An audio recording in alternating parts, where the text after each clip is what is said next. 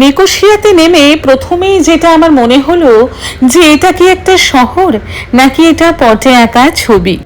বরমশাইকে মজা করে বললাম, হ্যাঁ গো, তুমি আমায় কোন দোতলা শহরে নিয়ে এলে, যা পোডিয়াম লেভেল, মানে একতলাটা পুরো সবুজ বাগান আর ছোট্ট ছোট্ট পন্ডে ঘেরা, আর দোতলাটা হলো ব্যস্ত জনজীবন, সেখানে বড় বড় অট্টালিকা, হোটেল, রেস্তোরাঁ, ক্যাফেটেরিয়া, জনবহুল বাস রাস্তা। এই ওয়াকিং স্ট্রিট বরাবর এখন আমরা হাঁটা শুরু করলাম, যাব নিকোশিয়ার ওল্ড টাউনে। আর নিকোশিয়া কিন্তু সাইপ্রাসের রাজধানী শহর।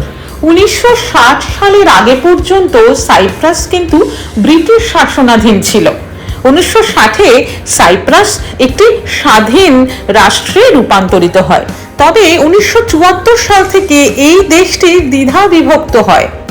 সাইপ্রাসের উত্তর অংশ চলে যায় টার্কিশদের দখলে এবং দক্ষিণ অংশ চলে আসে গ্রিকদের দখলে। মূল ভিডিওতে আমরা এই বিষয় নিয়ে আরো বিস্তারিত আলোচনা করব।